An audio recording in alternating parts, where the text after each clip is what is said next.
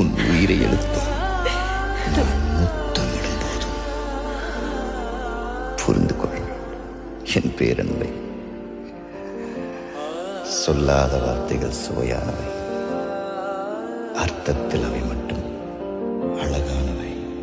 அவளும் அவளும் நிலவின் போதே துகளும், அவளும் அவளும் கார்குழல் வெளியும் மயிலும், திசையறியாத மேகம் தலையினில் விழுதோ,